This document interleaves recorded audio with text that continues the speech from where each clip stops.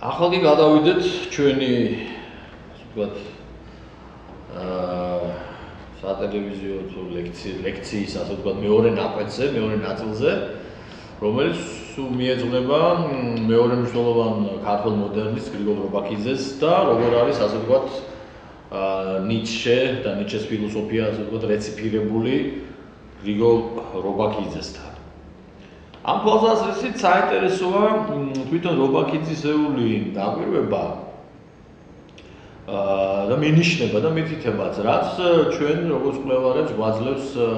ორიენტაციას და იმისა თუ ზუსტად გავარკვიოთ თუ რა იყო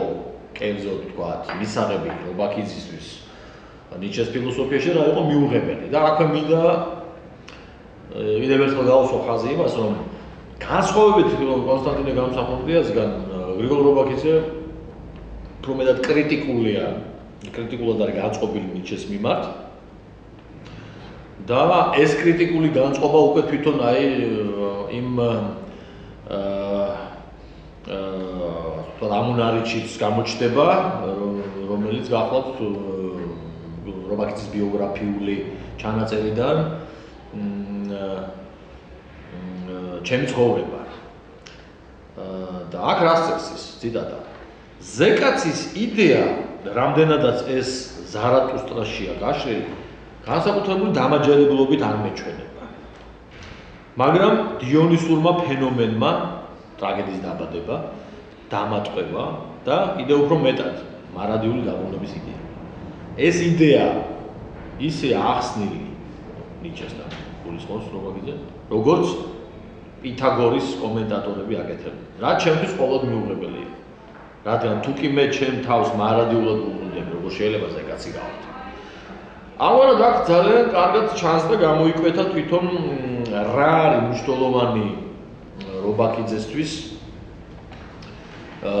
ნიცშეში მისაღები და მიუღებელი და აქ უკვე ცალსახად შეიძლება ითქვას, რომ ის რაც რობაქიძისთვის მისაღებია ნიცშეში, ეს არის ადრეული ნიცშე, კერძოდ ნიცშეს ის შემოქმედება, სადაც არის ასე ვთქვათ მოცემული დიონისურობის კონცეფცია და დიონისურობის სწორედ ეს მისტიკურ რელიგიური ასე ვთქვათ გაგება და შესაბამისად ამ წელში დიონისური ხელოვნების პოსტულატი, რაც განავითარა ნიცშემ სწორედ აი თავის ცნობილ ტექსტში, რომელსაც რობაქიძე ახსენებს ტრაგედიის დაბადება მუსიკის სულიდან. აი, ასე ვთქვათ, მეტაფიზიკოსი, მისტიკოსი და დიონისიკოსი, ასე ვთქვათ, ნიცშე არის რობაქიძესთვის მნიშვნელოვანი და მიმზიდველი და გადამწყვეტი რობაქიძესთვის, როგორც მოდერნისტისთვის და როგორც მოდერნისტი ავტორისთვის, ხელოვანისთვის და როგორც მოაზროვნისთვის და არა ვთქვათ, გვიანდელი ნიცშე, კერძოდ ვთქვათ, ზარატუსტრას ავტორი და კრიტიკაც კარგად ვლინდება რომელს როდესაც ამბობს რობაქიძე ზეკაცის იდეა რამდენადაც ეს ზარატუსტრაში გაშლილი განსაკუთრებული დამაჯერებლობით არ მეჩვენებაო ეს ნიშნავს იმას რომ თქვა კარგი მინიშნება რომ ეს პირველად არ ეჩვენება და წყალდია და შეიძლება დავუთვალოთ რობაქიძეს იმდან რამდენადაც ზეკაცის იდეა ნიცშესთან ზარატუსტრაში ძალიან საკმაოდ ბუნდოვანებით არის მოცული თუ რა არის თქვა საბოლოო ჯამში ეს ზეკაცი ის კონტურები კარგად არ არის გამოკვეთილი და ეს არის ფაქტიურად ზეკაცი ეს შეიძლება ვთქვათ რომ ეს დაუსრულებელი პროექტი ნიცშესი. რა არის კონკრეტულად რას გულისხმობს? ამიტომაც იყო რომ ზეკაცის იდეამ უამრავი ურთიერთგამომცხავი ინტერპრეტაციები გამოიწვია და თვით პოლიტიკური ინტერპრეტაციებიც კი და ბოლშევიზმში და ფაშიზმში და ნაციზმში გაგებული ზეკაცი თუ რა იყო ეს კარგად გამოსცადა თავის თავზე თემა კაცობრიობა. არა? და სწორედ რობაქიძის დაკვირვება რომ ეს ზეკაცის იდეა ბუნდოვანია, დამაჯერებელი არ არის და გაურკვეველია და ჩამოუყალიბებელია, რა, საბოლოო ჯამში და თუ მივაქცეთ ყურადღებას ნიცშეს ზარატუსტრას დასასრული, სწორედ ამაზე მინიშნება ეს რა თქვა, იქ ბოლო თავები რაც არის, რა თქვა ეს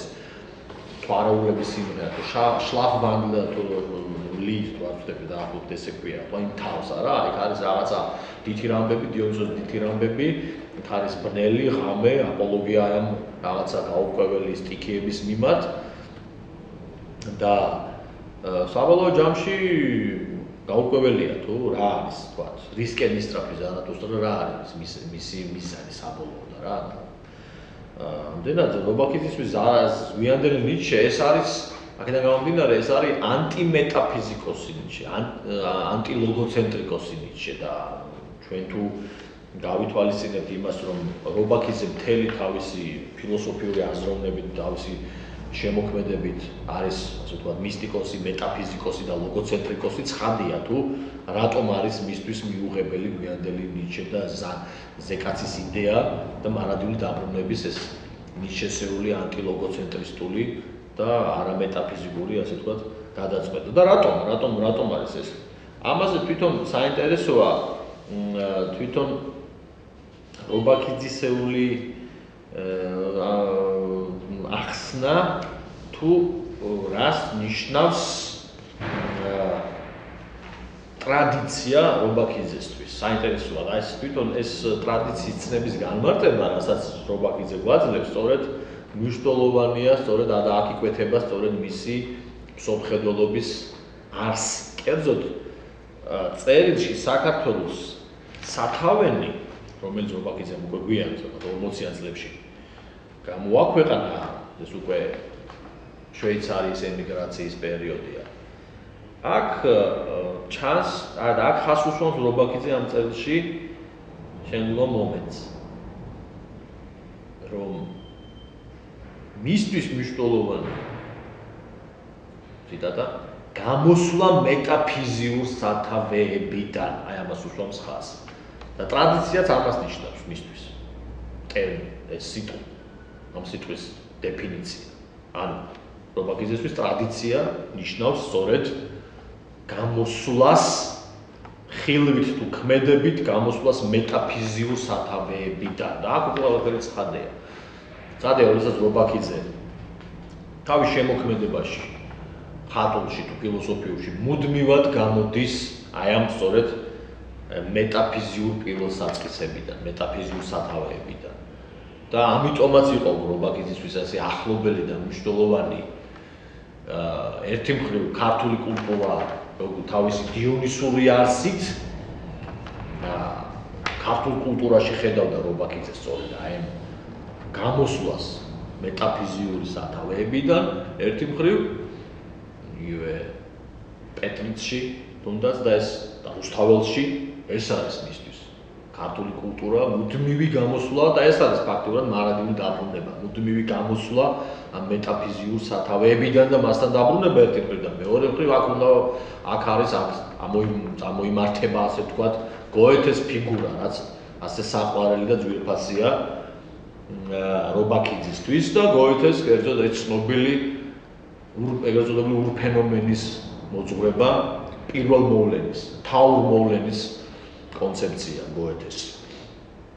და საინტერესოა დავასწრე მოვლენის საინტერესოა სწორედ ის რომ გოეთეს აი ურფენომენის პოზიციებიდან აკრიტიკებს სწორედ რობაქიძე ნიჩეს მარადიული დაბრუნების კონცეფციას და თუ ყველაფერ ამას გავითვალისწინებთ ცხადია თუ რატომ არის ასე მიუღებელი ასე ვთქვათ რობაქიძისთვის ნიჩეს გვიანდელი შემოქმედება რა რამდენადაც გვიანდელ ნიჩეში ან ზარათუსტრას პერიოდის ნიჩეში და აი განვითარებულ აი მარადიული დაბრუნების კონცეფციებში და ზეკაცის კონცეფციებში რობაქიძე ვერ ხედავს სწორედ იმ ღვთაებრივ დიონისურობას, ვერ ხედავს იმ მეტაფიზიურ პირველსაწყისებიდან გამოსვლას და მისთვის გვიანდელი ნიჩე არის ცალსახად ანტიმეტაფიზიკოსი და ანტილოგოცენტრიკოსი. მაშინ როდესაც რობაქიძისთვის ასე მიმზიდველი მომხიბლავი და ასე ვთქვათ იმპულსის და ინსპირაციის გამომწვევია სწორედ გამომწვევია ახალგაზრდა ნიჩეს საწყისი ფილოსოფიური შემოქმედება ნიჩე სადაც ავითარებს სწორედ ღვთაებრივი დიონისურობის და ახალი რელიგიური ეთოსის დაფუძნების და ახალი ეგრეთ წოდებული ხელოვნების რელიგიის ანუ Kunstreligion გერმანულად ხელოვნების რელიგიის დაფუძნების აუცილებლობას. აი სწორედ ის არის ახლობელი რობაქიძისთვის ნიჩე, რომელიც გამოდის იმ მეტაფიზიურ სათავეებიდან. ანუ ეს ახალგაზრდა ნიჩე და რაც გაცხადდა ნიჩეში იმ ტექსტში, რასაც ვქეთ ტრაგედიის მუსიკის დაბადება ტრაგედიის, ბოდიშის ტრაგედიის დაბადება მუსიკის სულიდან. და შემთხვევითი არ არის, რომ აი ბიოგრაფიულ ჩანაწერში სწორედ ამას უსვამს, რომ ნიჩეში სწორედ იმ დიონისურმა ფენომენმა დამატყევაო. და ეს არც არის შემთხვევითი, რომ ნიჩეში ასე ახლობელი აღმოჩნდა რობაქიძისთვის და გამსახურდიასთვის ეს დიონისურობა. დიონისურობა თქვათ ერთგვარად ნიჩემ გაახსენა ევროპულ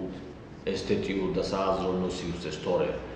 ქართველებისთვის და ამ შემთხვევაში ქართველი მოდერნისტებისთვის იგივე ნიჩეს გამსახურდია რობაქიძისთვის პრინციპში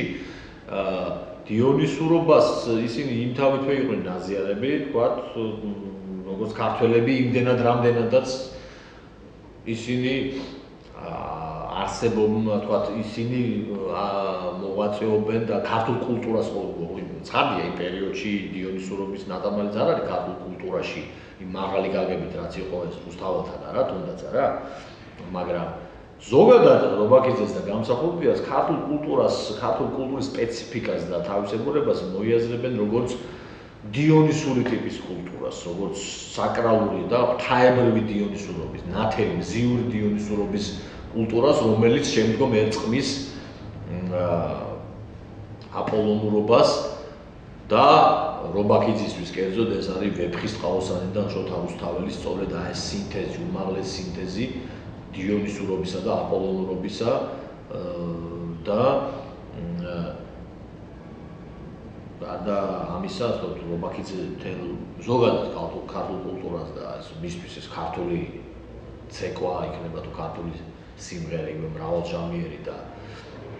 პოეზია და ეს ყველაფერი მთელი ეს სპექტრი ქართული კულტურის რაც არის მოცემული თავისი კულმინირებული სახით ვეფხისტყაოსანში და რუსთაველში აი სწორედ ეს არის ის დიონისური ასე ვთქვათ უმაღლესი კულტურა და ამ კულტურას თვითონ მეტნაკლებად თვითონაც ნაზიარებნი არიან თავიანთ ასე ყრმობაშიც ბავშვობაშიც და შემდგომაც და შემდგომი არის რომ რობაქიძე სპეციალურად წერს ამ პერიოდში მათი ამოციან წლებში როდესაც ვთქვათ ქართულ მოდერნიზმს აფუძნებს ქართულ სინამდვილეში რობაქიძე წერს დიონისურის კულტურა საქართველოს და აქ უსვამს ის სწორედ ხას რომ ქართული კულტურის სპეციფიკა არის ის რომ ის დიონისური ხელოვნება უპირველეს ყოვლისა და რომ დიონისურობა ნიშნავს სწორედ ღვთითახსილობას, იმ ენთუზიაზმს, ანუ ისე ყავთ ღვთითახსილობა და მითოსურობა და ღმერთთან თანაზიარობა, ეს არის მუდმივი მდგომარეობა, მუდმივი იწვოდ მხოლოდ რა თქვათ, როგორც არის რობაქიძის იმ ცნობილ ნოველაში ენკაჩია რა თქვათ, რომ ეს არის მუდმივი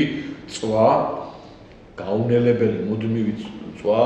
ღმერთით და ღვთითახსილობა რა. და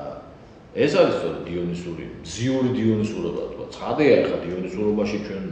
ბნელი მხარეებიც არის რა თქვათ. და ეს ბნელი დიონისურობა სწორედ დაინახა რობაქიძემ სწორედ გვიანდელ ნიჩეში, ზარათუსტრას ნიჩეში, სადაც არის სწორედ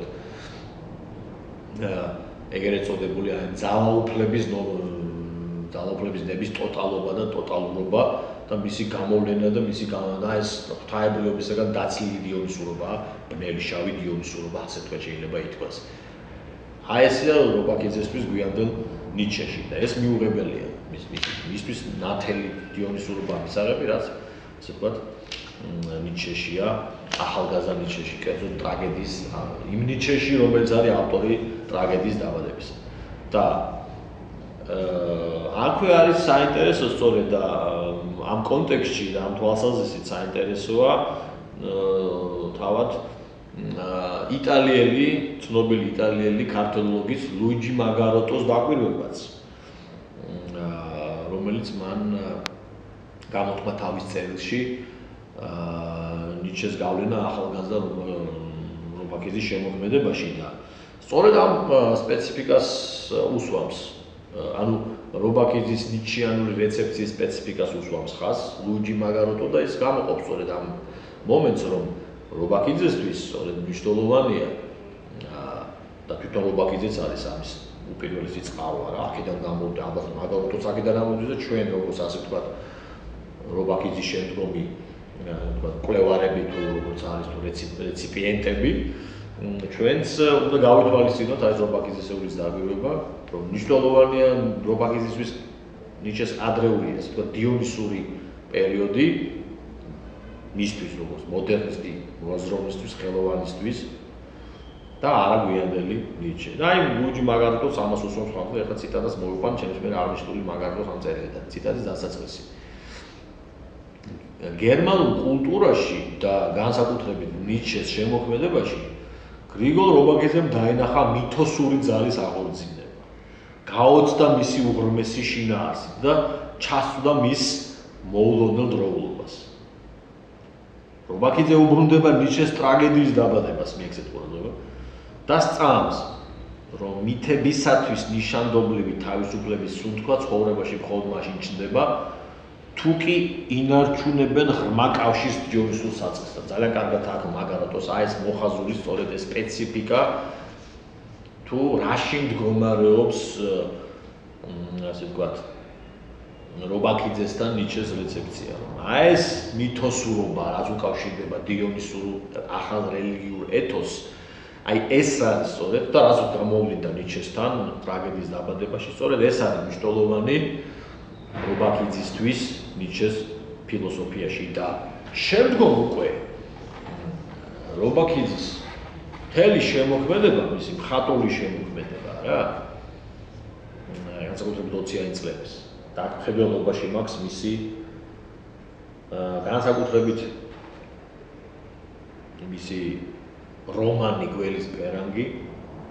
ასევე დაუმთავრებელი რომანი ფალესტრა, ასევე მისი ცნობილი დრამა მისტერიები ლამარა, ბლონდა და აი ეს ჩემს მეხსენებული მისი ნოველა ენგადი. ეს არის ის მხატვრული ტექსტები, სადაც სწორედ დააქვეყნა და გვაქვს რომ ამ პერიოდში როგორც კონსტანტინე გამზაფხულია, რობაქიძე როგორც მოდერნისტი, ასე ვთქვათ, უფრო უნდა მიეკუთვნება ექსპრესიონიზმის ფლანგს, ასე ვთქვათ. და ეს ჩემს მიერ ჩამოთვლილი, ასე ვთქვათ, ტექსტები, ეს უნდა გავიაზროთ, ფალესტრა ნაკლებად ცხადია, მაგრამ აი გველის პერანგი, იგივე დრამა მისტერიები. არა, ეს არის, ვთქვათ, ექსპრესიონისტული, მითოგრაფიული, დიონისური, აი ამ კონცეფციით შედგენილი მხატვრული ტექსტები. და აქ ვლინდება სწორედ აი აქ ვლინდება ცხადია ვიმეორებ ეს ნიჩიანული დისკურსი, ის ნიჩიანური ღვთაებრივი დიონისურობა, მზიური დიონისურობა, რაც ნიჩემ თავის დროზე განაცხადა თავის ტექსტში ტრაგედიის დაბადება, ტრაგედიის დაბადება მუსიკის სულიდან და რობაქიძე უკვე როგორც ექსპრესიონისტი, როგორც მოდერნისტი განავრცობს და გააღრმავებს აი ამ წამოსულ იმპულს ნიჩედან, ამ დიონისურობის გაგებას და ეს დიონისურობა შემდგომ უკვე უკავშირდება ის როგორც მერე შემდგომ კონსტანტინესთანაც არის არა დიონისოს ღიმილში ეს შესაქმნისეული პირველყოფილი რელიგიური შესაქმნისეული ბიბლიური ასე ვთქვათ რელიგიური განცდა და მითოსურობა და მითოსი თვითონ რობაქიძე ამბობს მითოსი მისთვის არის ეს არის შემოქმედებითი მსოფლმხედველობური პოზიცია და მეთოდიც შემდგომ უკვე ანუ შემდგომ მეთოდი გამოყავს რობაქიძეს როგორც მუსიკაცოდნე გერმანელი მუსიკაცოდნე რუდოლფ კარმანი აღნიშნავს და თვითონაც რობაქიძე თავის შემოქმედებას უწოდებს მითოსურ რეალიზმს საინტერესო ფორმულირებაა და მითოსური რეალიზმი რა არის მითოსური რეალიზმი ეს არის და აქ უნდა გავუთვალისწინოთ რომ მითოსის ცნების გაგება რობაქიძე ის პირდაპირ წეს ერთ წერილში რომ მითოსი ეს არის ღვთის აღსილობის მდგომარეობა ღვთის მუდმივი განცდის მდგომარეობა აქედან გამომდინარე უკვე რობაქიძისთვის უკვე როგორც ავტორისთვის და მოდერნისტი ავტორისთვის უკვე მისი შემოქმედება აქედან გამომდინარე მისი შემოქმედებითი მეთოდი ეფუძნება სწორედ ეგრეთ წოდებულ მითოსურ რეალიზმს და რა არის ეს მითოსური რეალიზმი? მითოსური რეალიზმი ეს არის და გულისხმობს ისეთი მხატვრული ტექსტის შექმნას, სადაც ხდება მითოსის როგორც ღვთაებრიობის, როგორც დაკარგული ღვთაებრიობის, როგორც დიონისურობის ამავდროულად მუდმივი ვლენა, მუდმივი გამოვლინება თვითონ ხატულ ტექსტში. ანუ ფაქტიურად და რეალიზმიც უკვე ამ შემთხვევაში გულისხმობს იმას, რომ ხატულმა ტექსტმა და მობაგიძის კონცეფცია ეს არის, რომ ხატულ ტექსტთან მიმართება უნდა იწვევდეს ჩვენში რეალურ განცდას იმ ღვთაებრიობისა, რა. და შემთხვევაში არ არის რომ ვთქვათ, მობაგიძე თავის დრამა მისტერიებს უწოდებს, ბოდიში თავის დრამებს უწოდებს დრამა მისტერიებს. სხვათა შორის რა დაგვაუწევს ამ პერიოდში, მათიან 20-იან წლებში კონსტანტინე გამსახურდიას წერს დრამა მისტერიას გარსი მარადი. რა, რომელსაც სხვათა შორის ნიჩეს უძღვნის. 1919 წელს გამოქვეყნდა გამსახურდიას ეს ექსპრესიონისტული მითოგრაფიული დრამა მისტერია. და აქვე მობაგიძეც თავის დრამებს უწოდებს მისტერიებს. ეს არ არის რაღაც ტრადიციული გაგები, ეს არის მოდერნისტული დრამები, ექსპრესიონისტული პათოსით, ექსპრესიონისტული რიტორიკით, ექსპრესიონისტული მსოფლმხედველობით, მითოსური განცდებით, რაც ექსპრესიონიზმი აქვს, დიონისურობით და რაც თავარია, ის მისტერია და მისტერია ამ შემთხვევაში გულისხმობს იმას, რომ დრამა არის უკვე საკრალური სივრცე და დრამამ უნდა განაცდებინოს რეალურად უკვე მაყურებელს და უნდა შექმნას თავისებური კომუნიონია რა, ერთობა და ღვთაებრივი აღსილობა, ან თქვა მასობრივი მისტიკა, ასე თქვა, არა მასიური მისტიკა და ეს არის რეალობა და დრამამ უნდა აღზნობინოს როგორც კითხულს ისე მაყურებელს ეს ღვთაებრივი მისტერია დაახლოებით ისეთი როგორც არის თუნდაც გაცხადებული ბეთჰოვენის მე-9 სიმფონიაშია რა და ცხადია, როგორც რობაქიძე, ისე გამსახურდია რა და ისე როგორც გერმანელი ექსპრესიონისტები. ამ შემთხვევაში უკვე უნდა ვახსენოთ ვაგნერიცა, რა თქვა, და ნიჩეს ვაგნერიდან ამოდის და ჩვენ უნდა ვიცოდოთ, რომ ნიჩეს ტექსტ ტრაგედიის დაბადება მუსიკის სულიდან ეს არის ვაგნერის აპოლოგია, ეს არის ბეთჰოვენის აპოლოგია და ნიჩე ამ ტექსტში ვაგნერის მუსიკას და ბეთჰოვენის მუსიკას მოიაზრებს როგორც სწორედ დიონისურ ხელოვნებას და დიონისური ხელოვნება ნიჩესთვის ხელოვნების უმაღლესი გამოვლინება იმდენად რამდენადაც ხოლო დიონისური ტიპის ხელოვნებას და ამ შემთხვევაში ნიჩე გულისხმობს ორ კონკრეტულ მუსიკალურ ნაწარმოებს ტრისტან და იზოლდას ვაგნერის ამ ცნობილ ოპერას და ამით არის ეს ინსპირირებული და მეორე თქვა ბეთჰოვენის მე-9 სიმფონიას ეს არის დიონისური ხელოვნების უმაღლესი გამოვლინება, საკრალური ხელოვნების უმაღლესი გამოვლინება რა, რომელიც სწორედ აფუძნებს დაკარგული რელიგიურობის აღდგენას, რომელიც აფუძნებს კავშირის დამყარებას ღვთაებრიობასთან. სწორედ ამ ნიჩიანულ ვაგნერიანული, ასე ვთქვათ, ხაზი ვლინდება რობაქიძესთან და გამსახურდიასთან და მათ დრამა მისტერიებშია რა. იგივე ლონდაში, იგივე ლამარაშია რა. და იგივე თქვა თუნდაც ველის პერანგშიც რა. ეს არის სწორედ რობაქიძისეული მითოსური რეალიზმი. ანუ საუბარია შემოქმედებით მეთოდზე, რომელიც აფუძნებს თავისებურ ჭალებში საკრალურ მხატვრულ ტექსტს, სადაც რიტორიკაში, მხატვრულ რიტორიკაში, ნარაციაში ცხადდება ეს ღვთაებრიობა, გამოცხადება ღვთაებრიობის და ამავდროულად თვითონ ტექსტმა უნდა გვაგზნობინოს რეალურად ეს ღვთაებრიობის ტექსტში გამოცხადება და ტექსტიდან სამყაროში გამოცხადება. და შემთხვევით არ არის რომ რობაქიძე ამ პერიოდში სწორედ ექსპრესიონიზმს დაეყრდნო იმდენად რამდენად როგორც გამსახურდია ის რობაქიძე სწორედ ექსპრესიონისტულ მხატვრულ რიტორიკაში ხედავენ იმ ძალმოსილებას, რასაც შეუძლია ასე თქვა დააფუძნოს ეს ეგრეთ წოდებული მითოსური რეალიზმი. ჩვენ უნდა ვახსენოთ აქ რობაქიძის ამ პერიოდში შექმნილი ესე ლიტერატურული ესე სიტყვის როია, რა, თვითონ სათაურიც კონცეპტუალურია, ანუ სიტყვის ძალმოსილება, სიტყვის ძველი ქართული სიტყვა როია, ანუ როგორც ასე თქვა სტიქია, რა, და სწორედ ეს დიონისურმა სიტყვამ უნდა ასე თქვა გამოიწვიოს კითხულში, რეციპიენტში, ასე თქვა, სწორედ რეალური განცდა დაკარგული ღვთაებრიობის და ჩვენ თუ დავუკვირდებით გველის პერანგს, რა, იქ სწორედ ესეთი პასაჟებია, რა, კონცემული, უამრავი პასაჟია. მთელი, მანდა მთლიანად ეს რომანი დამუხტულია სწორედ ამ მითოსური რეალობის ტიპიური ნიმუშია რა, რაც ეყრდნობა ვაგნერიან ნიჩიანურ კონცეპტებს დიონისურობის და დიონისური ხელოვნების და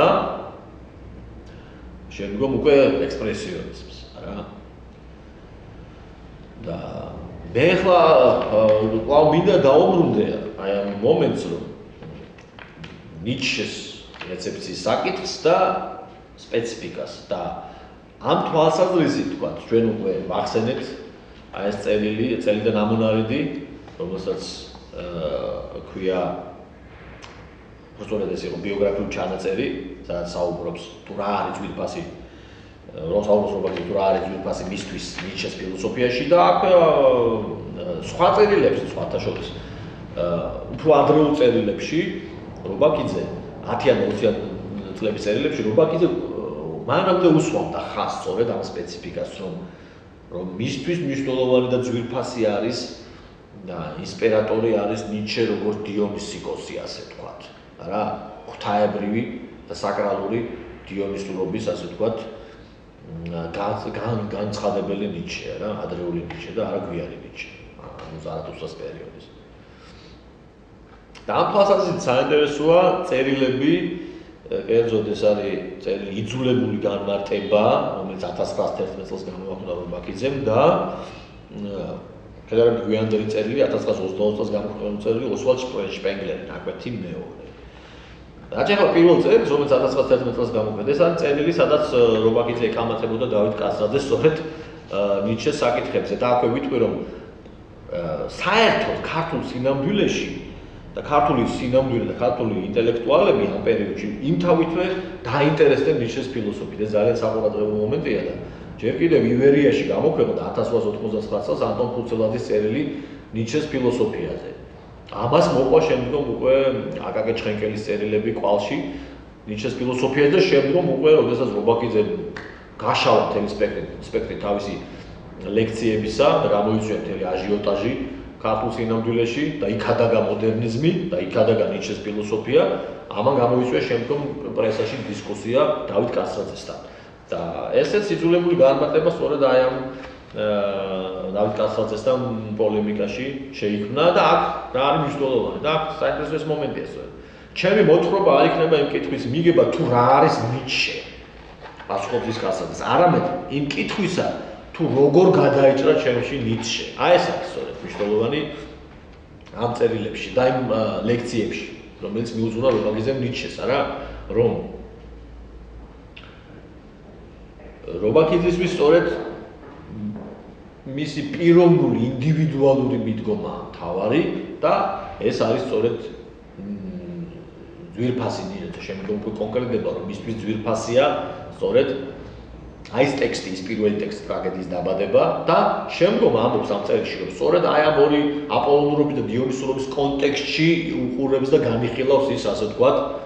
ახდენს რეცეფციას ნიჩესი, იგივე ზეკაცის და სხვა კონცეპტებისა, ხო, ნიჩეს იგივე იქნება ეს მარადიული დამოვნება თუ ძალაუფლების ნება. და ის ამ წერილში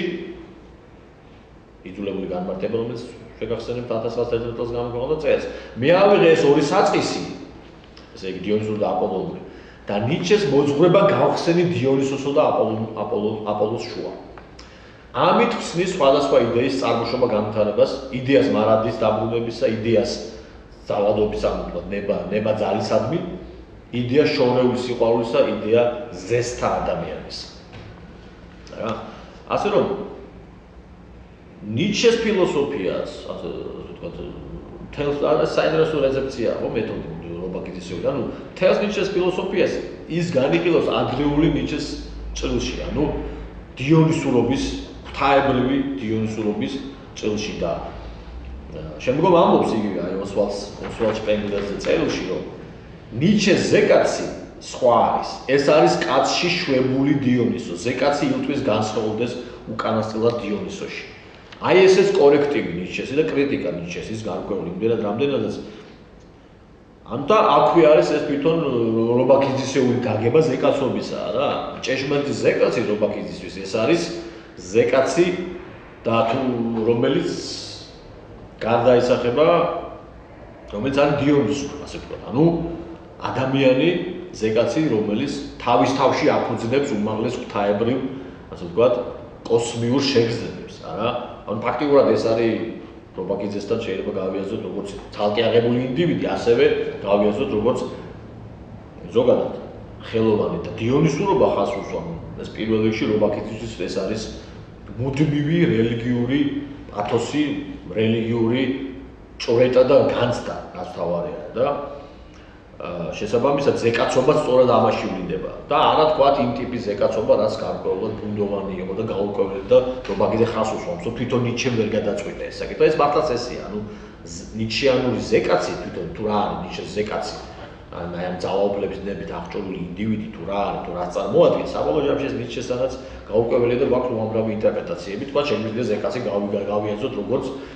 ცალკე აღებული ინდივიდი, რომელიც მაქსიმალურად ავლენს თავის ძალაუფლების ნებას. ეს არის ცხადია დიონისურობა, მაგრამ ეს ბნელი დიონისურობა რობაქიძესთვის, არა? ანუ ძალაუფლების ნება ეს არ არის, ვთქვათ, ღვთისთანაზე, ღმერთთან თანაზიარობა, ასე ვთქვათ, რობაქიძესთვის. და რაც შეეხება თვითონ რობაქიძის ხალხურ ტექსტებს და პერსონაჟებს, აი თუნდაც იგივე ველის პერანგის პერსონაჟები, იგივე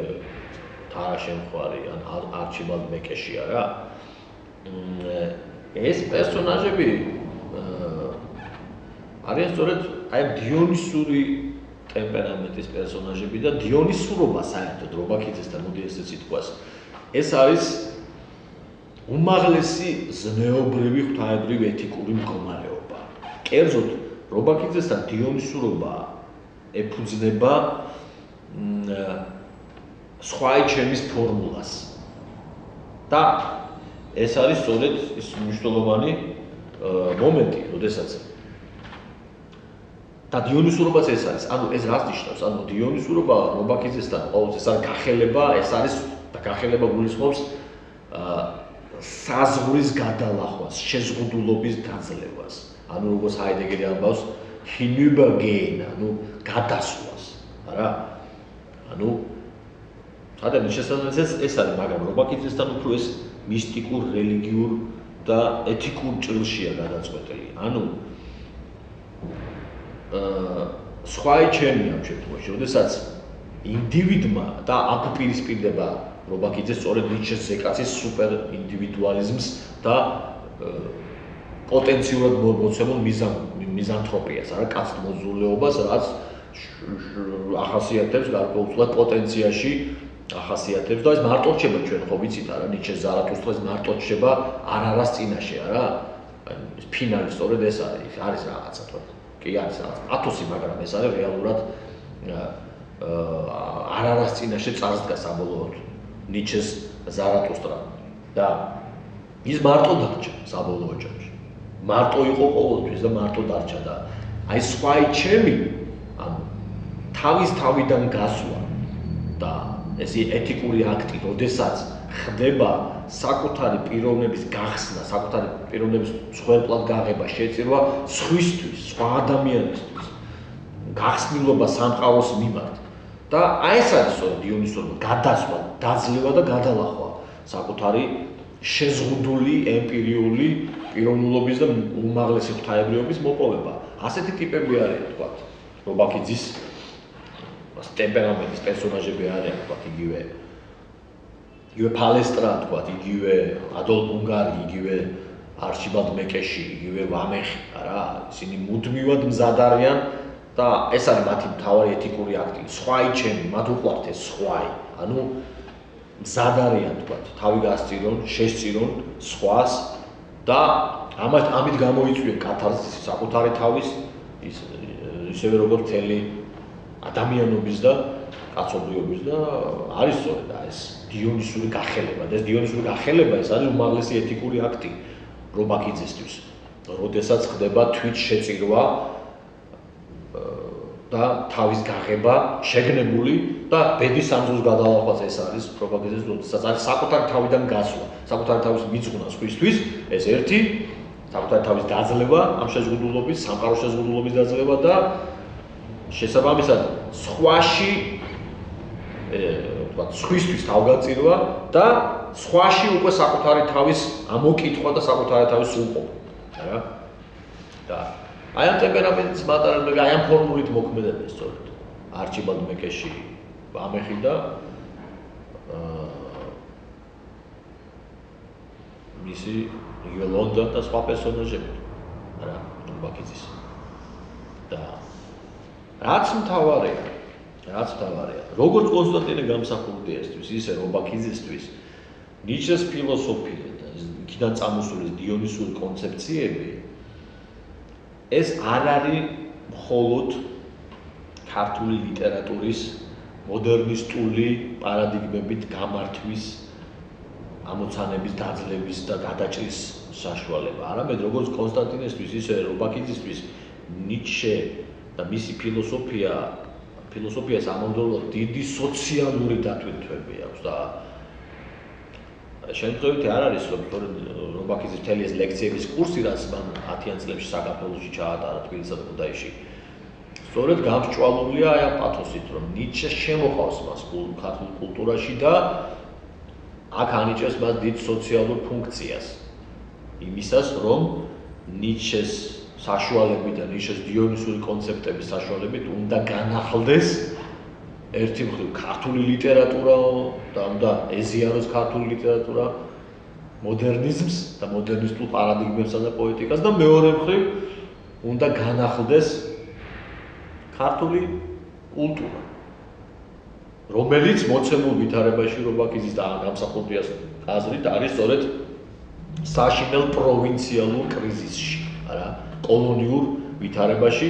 როდესაც ქართული კულტურა აცდენილია სწორედ იმ ფესვებს, იმ ძირეულ დიონისურ საწყისებს, ანუ ის რაც არის ჭეშმარიტი ქართული კულტურა, რომელსაც კვებავს სწორედ დიონისურ მითოსური სტანდარტები და პარადიგმები და რომლის უმაღლეს კულმინაციას რობაქიძეც და გამსახურდიას ვეფხისტყაოსანში და რუსთაველში ხედავდნენ, არა? და ის დიონისური ქართული კულტურა, რომელიც საუკუნეებია უკვე დაიკარგა, აი სწორედ ამ დიონისურობამ და ნიჩემ და ნიჩეს დიონისურობა კონცეფტებამ უნდა განაახლოს და ახალი სიცოცხლე შეიტანოს და ამით უნდა მოხდეს სწორედ ქართული კულტურის ძირეული განახლება და ქართული ლიტერატურის და ქართული ხელოვნების, რომელიც უნდა დაუბრუნდეს თავის დაკარგულ პირველ საწყისებს, თავის დიონისურ პირველ საწყისებს და ამ საწყისებს უნდა დაუბრუნდეს სწორედ ქართული კულტურა და ქართული ლიტერატურა მათ შორის და აი ეს არის სწორედ საინტერესო რობაქიძესთან და გამსახურდიასთან, რომ სოციალური ფუნქციებით დააკისრეს მათ ნიჩეს რეცეფციას, ნიჩეს საკუთარ რეცეფციას. ეს არ არის რეცეფცია მხოლოდ წმინდად ფილოსოფიური ან ესთეტიკური თვალსაზრისით, არამედ ეს არის რეცეფციები ნიჩეს რეცეფციები, ესე იგი წმინდად სოციალური და სოციოკულტურული ამოცანების გათვალისწინებით, რა. და მე ვიტყოდი მართლაც მოახერხეს ის, რომ ქართულ სინამდვილეში რაღაცნაირად მეტნაკლებად მოახერხეს მთელი მასშტაბურობით, არა ცხადია, რამდენადაც ბოლშევისტურმა ტერორმა და რუსულმა ბოლშევიზმმა, რა თქმა უნდა, შეიწირა საქართველოს და მთელი, ასე ვთქვათ, ქართული კულტურაც და ააცდინა იმ მაგისტრალურ ხაზს, რასაც ქვია ქართული კულტურის ის დიონისური, მზიური, დიონისური, მითოსური საკრალური საწყისები და ის ლოგოცენტრისტულობა, ხო, რაც ახასიათებს ქართულ კულტურას. და ააცდინა იმ ეთიკას, რაც გამოვლენილია ფორმულაში სხვა იჩენი, რა, მაგრამ ყოველ შემთხვევაში მათთვის გადამწყვეტ და მნიშვნელოვანი იყო სწორედ ნიჩე, როგორც და ნიჩეს ფილოსოფია, დიონისური ფილოსოფია, ასე ვთქვათ, როგორც ქართული კულტურის განახლების ამოცანების გადამჭრელი უმთავრესი ფაქტორი. და საბოლოო ჯამში უნდა ითქვას, რომ ნიჩე უკეთად რობაქიძე როგორც ხელოვანი და მწერალი ნიჩიანელია, ასე ვთქვათ, წყალებში იმ გაგებით რომ ის თავის ხელოვნებას აფუძნებს, სწორედ დიონისურ ნიჩესგან და ვაგნერისგან მომდინარე ხელოვნების არსის აპრიორულ დიონისურობაზე ერთი მხრივ, ხოლო როგორც მოაზროვნე და ფილოსოფოსი მე ვიტყოდი რობაქიძე მაინც გოეთეანელია და გოეთეს მოძღვრება ურ ფენომენზე სადაც ის ხედავს სწორედ აი ამ უმთავრეს ძალას იმისას რომ მოხდეს თანამედროვე სწორედ გოეთეში ხედავდა რობაქიძე მოდერნისტული მგზნობელობით შეპყრობილი დესაკრალიზებული იდენტობა დაკარგული მოდერნიზმის ეპოქის ადამიანის ხსნას გოეთეს ურ ფენომენის თეორიაში ასე ვთქვათ მოძღვრებაში და ამ პოზიციებიდან აქ შემუშავებული გოეთესთან შემუშავებული მეტაფიზიკური ანაბაზისების და აი საწყისების და დაბრუნების კონცეფციების პერსპექტივიდან აკრიტიკებდა სწორედ რობაქიძე ნიჩეს აიგივე მარადიული დაბრუნების ნიჩესეულ დესაკრალიზებულ კონცეფციას, როდესაც ნიჩესთან მარადიული დაბრუნება ეს არის უსაზრისო, აბსურდული, მუდმივი, გაუთავებელი ლინება ყოფიერებაში და ადამიანის ეგზისტენციაში იმ ეგრეთ წოდებული ძალაუფლების ნების, ანუ სიცოცხლისეული ნებელობის და ეს არის და ეს ამაზე იყო დაყვანილი საბოლოო ჯამში. ანუ ეს დესაკრალიზებული გაგება მარადიული დაბრუნებისა და ეს იყო სწორედ აი მიუღებელი რობაქიძისთვის. მაშინ როდესაც მარადიული დაბრუნება რობაქიძისთვის და აქ ეფუძნება რობაქიძე გოეთეს ურ ფენომენის თეორიას. ეს არის მუდმივი გაუნელებელი ვლინება ღვთაებრიობისა სამყაროში და მუდმივად დაბრუნება ღვთაებრიობასთან, ანუ სად და საია, როგორც ამბობს ღვთაებრიო პირველ საწყისებთან. და შემთხვევითი არ არის რომ რობაქიძე მუდმივად ხას უსვამდა თავის გოეთეანელობას, ასე ვთქვათ, და გოეთეს ფიგურა და გოეთეს ურ ფენომენის თეორია მისთვის მუდმივად მნიშვნელოვანი იყო და გადამწყვეტი და მისი მსოფლმხედველობა და იგი რობაქიძე მსოფლმხედველობა სწორედ გოეთეანელია. და აი სწორედ გოეთეს ურ ფენომენზე დაყრდნობით ავითარებს ის გერმანულენოვან ფილოსოფიური ესეში პირველ შიში და მითოსი ურაქსულ მითოს აი ამ დებულებებს და ციტატას მოვიყვან აქედან დაუშვეტელად ღვივის ჩვენში თავს აწყისი ურბეგი იგი იდუმალ ყოფობს ყოველ საგანსა და ყოველ მოვლენაში ამგვარად კი იშვის ყოფიერების მითოსური გაგება რომლის სიმბოლური გამოხატულებაც მარადიული დაბრუნების შემაწურებელი იდეაა რომ გართვითარდეს ყოველი საწყისი მაშინ თავს აწყისი უნდა ყოფოს აქ ცხადია აქ ერთდროულად რობაქიძემ განავითარა როგორც ნიჩეს კრიტიკა და აქვე ჩანს თუ ვის ეყრდნობა ამ კრიტიკაში ის ეყრდნობა სწორედ თავს აწყისის იდეას პირველ მცენარის იდეას რაც გოეთემ განავითარა და შემდგომ ის ამ წერილში აგზელებს ციტატა სავსებით არამართებული ჩანს მარადიული კვლავ დაბრუნების ამგვარი ესე იგი ნიჩესეული გააზრება არა ცალკეული უბრუნდება თავის თავს მარადიულად არამედ მარადიული უბრუნდება თავის თავს ცალკეულში ესე იგი თავს აწყისი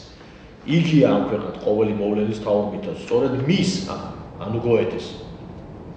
მის იდეას ანუ ესე იგი გოეთეს იდეას თაობ სცენარის შესახებ ევროპის ამ უგენიალურეს მიგნებას ძალუც მარადიული დაბრუნების თაობ მითოსი გზნობად სახეობრივ წარმოგვიჩინოს თაობ სცენარის იდეამ ერთბაშად გადაწყვეტა უმნიშვნელოვანეს პრობლემები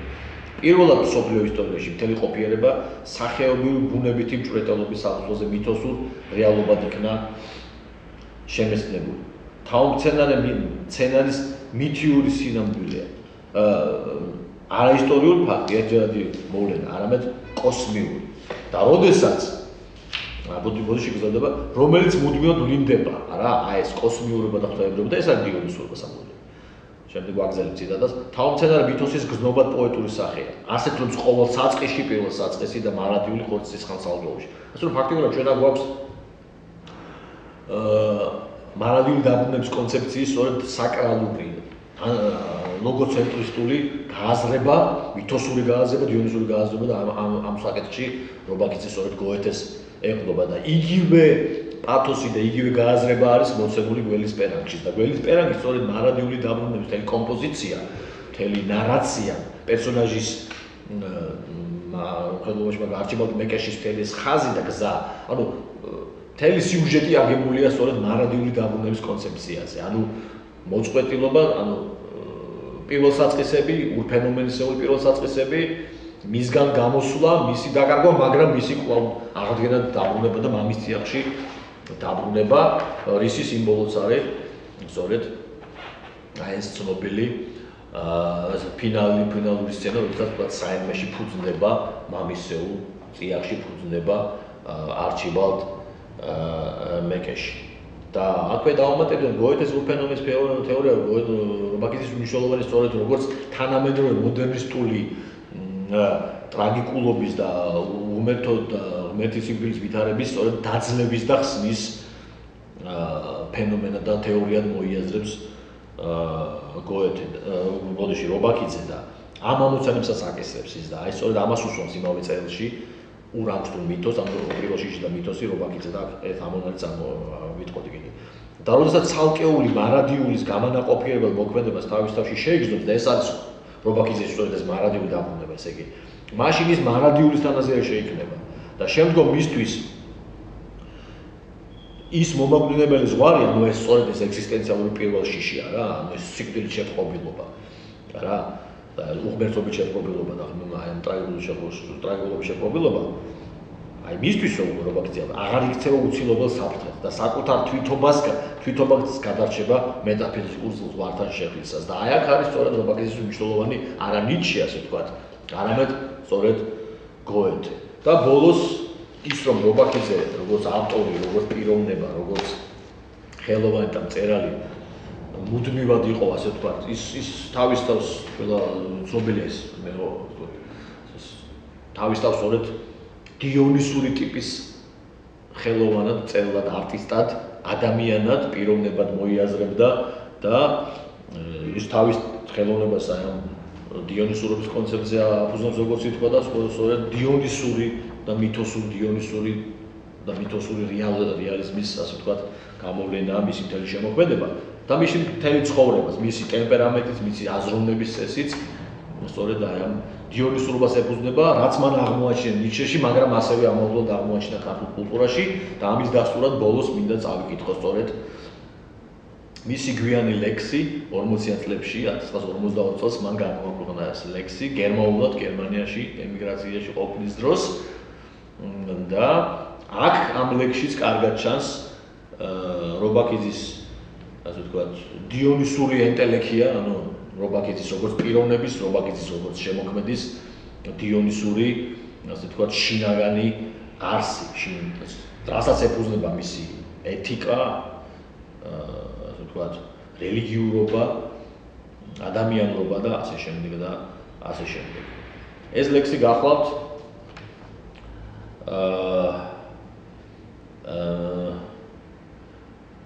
ბლიცბერიურთე, ასეა გერმანულად, ეს გერმანიაში დაწერილი გერმანულად და მე ეს ლექსი ვთარგმნე და აქ ექსკლუზიურად, ასე ვთქვათ, შემოულ თარგმანს რობაქიძის ამ გერმანული ლექსისა მოგახსენებ და ამით დავამთავრებ ჩემს, ასე ვთქვათ, ლექცია, ტელელექციას რობაქიძეზე და რობაქიძის ნიჩიანურ რეცეფციებს. ელვა ნაკრავი. თრობის ღმერთის დაყუდებულ ხანგრძლივ ლოდინში ელევას უთქვა. მენა დაიძვრის გამეხებულ გაქვავებისგან დაცერცხოვანი ამღორეული გოგირდის მზერით ველურ ილტვის მოტანებულ გრიგალისაკენ. დავით ნადავლი შმაგ ეძლევა დაბინდულ თრობას. და როდესაც ელვამ დალოშნა და შეისრულა ველურმა ლტოლვამ, განლეული მეხთა ტეხაში ელვა ნაკრავი ნებდება ქაოსს და იღვიძებს ქალღმერთი მასში. დიდი მადლობა ყურადღებისთვის.